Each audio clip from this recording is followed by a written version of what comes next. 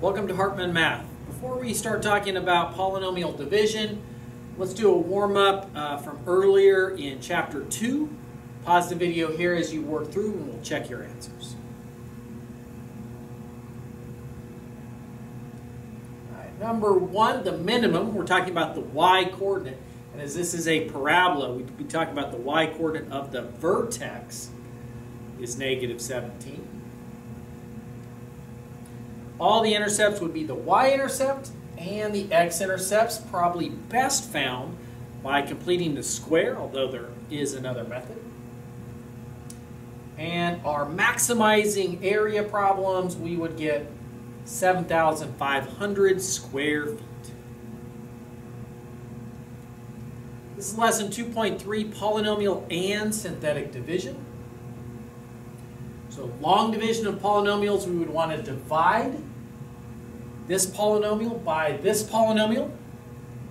So this is our divisor, this is our dividend.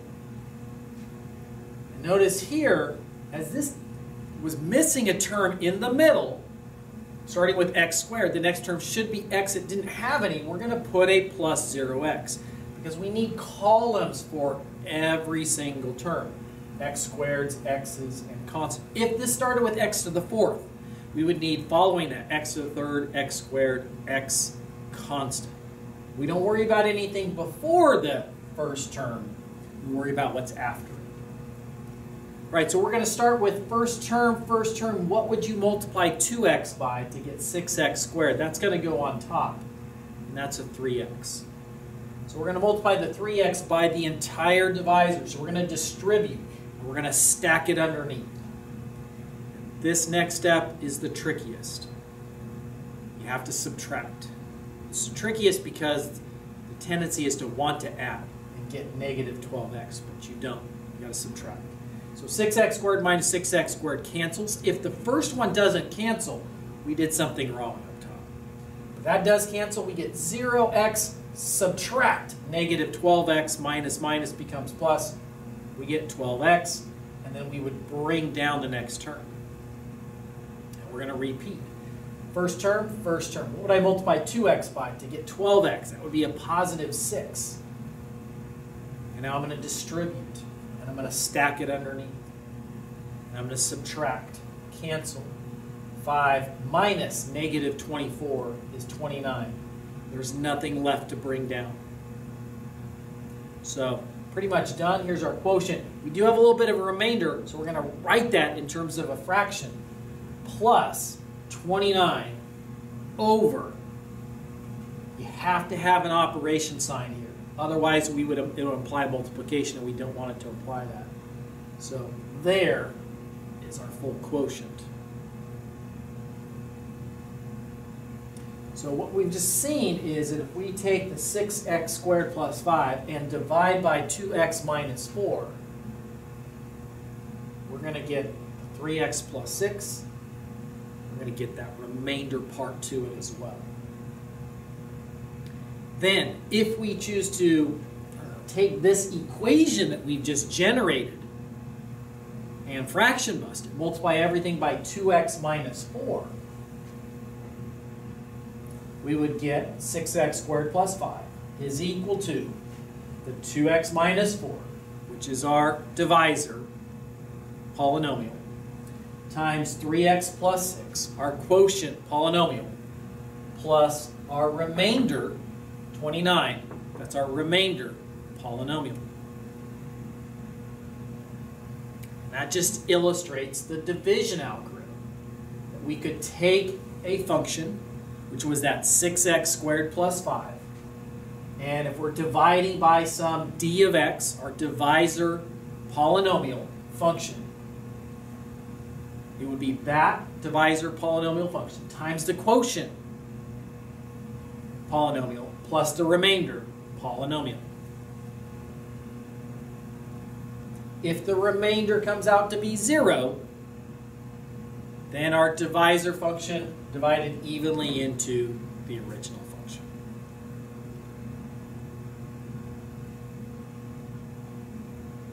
Go ahead and divide. This is our checkpoint. divide this polynomial by this polynomial using long division. Pause here as you work through.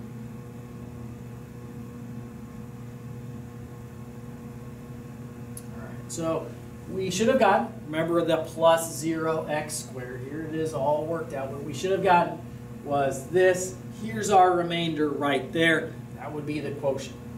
Now, if we want to illustrate the division algorithm, we would say that this is equal to this times this minus this. X plus 3 times quotient, tack on the remainder at the end. All right, synthetic division. If we're dividing by a linear factor that starts with x, not 2x like we saw in the very first example, but just x, we can do that synthetically, where we take the k, which is the 0 of the divisor, and put it on the outside. And then all the coefficients of the dividend go on the inside here. And then we bring down the a, we multiply the k and the a. The nice thing about the synthetic is we just add these and so on. So we'll go through one a little bit easier to see than this example right here. Example 4, divide using synthetic. So the k that goes on the outside would be the 0 of this, -2. And then we just list the coefficients. 1, -5. The next one's missing. There's supposed to be an x. It doesn't have one. So 0 and then 9. Critical that we have that 0. So here are our steps. And you'll see I always mark off this over here. Shows that we have a remainder. The remainder falls into that box. Take the first number. You just bring it straight down below the line. Now we'll multiply the -2 and the 1 and stack it underneath the next number. Add straight down in that column. Multiply -2 and -7, stack it under the next number. Add straight down. Multiply. Add straight down. There we are. So as a quotient, it's always good. You want to go start here, constant x, x squared. So we've got x squared minus 7x plus 14, and then subtract 19 over our divisor.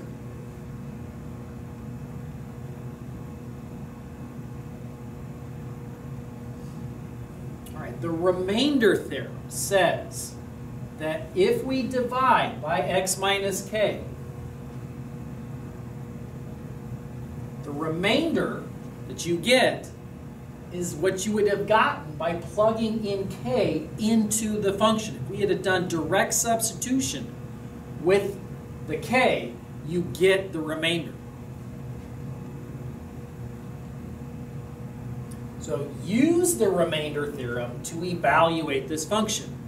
What's not allowed is to do direct substitution. We are going to find out g of 5, but we're not plugging in 5 for all the x's. We're not substituting in 5 for the x's and evaluating with the calculator. That would not be using the remainder theorem. The remainder theorem says, let's divide. All right, we're going to divide by the 5. This is not listed as a factor. X equals 5. 5 is the k. So we're going to synthetically divide by the 5. Let's go through again. First number, bring it straight down. Multiply. Add in the column. Multiply. Add straight down. 5 times -19. Add straight down. There's our remainder. So we have just found that f of 5 equals, g of 5 equals -98. Illustrated using the remainder theorem because we divided, we saw the remainder. The remainder is the answer to the evaluation. Another theorem, the factor theorem. This one's probably even more important. The polynomial has a factor of x minus k if and only if f of k equals 0. And since we just saw the remainder theorem, that means if we do the division and the remainder is 0, meaning that f of k would have been 0, if we plugged it in, tried it that way, then x minus k is a factor, which is helpful if we're trying to factor the entire function. Example number 6. Factoring a polynomial, repeated division. Show that these two are factors, and then find the remaining factors. So we're going to use the factor theorem in concert with the remainder theorem. So we're going to divide this by this.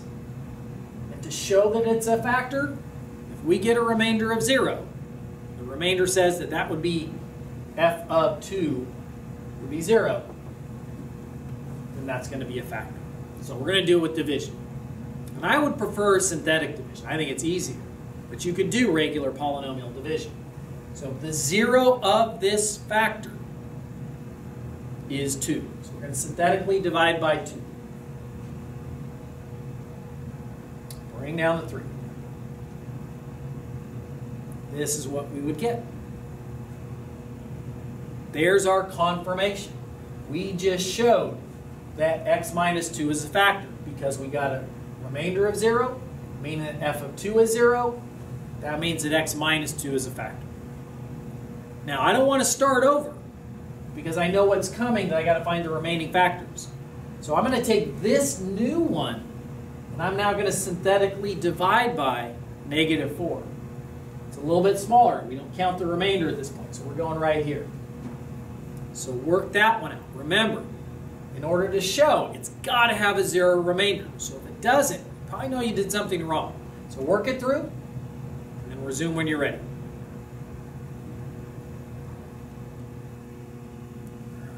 We should get a 0 remainder. What are we left with? As a polynomial, we are left with constant x squared. So we've got 3x squared plus 4x plus 1.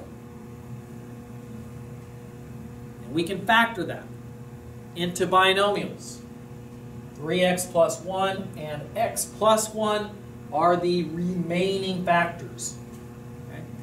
If the problem had said, now write the polynomial in fully factored form, we could have said f of x equals this times this times this times this in any particular order.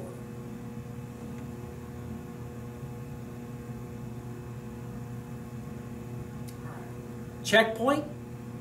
Go ahead and show that x plus 6 is a factor of h of x. Then write h of x completely factored. Pause here as you work through. All right, so here's our division. Make sure we're dividing synthetically. If you choose to do synthetically, we would be dividing by -6. Here's our confirmation that x plus 6 is a factor. We show it with the division. And then here's the other factor, 3x squared plus 4x minus 4, constant x squared. And then we could factor that as well. And that factors into 3x minus 2 and x plus 2. Usually I have the one with the larger leading coefficient out in front, but it does not really matter which of the three you have where, but it does need to be fully factored. So in some order here, these are the three factors that need to be shown for h of x, not the remaining factors that said show h of x fully factored. That's it. And that's it for today. I'll see you next time.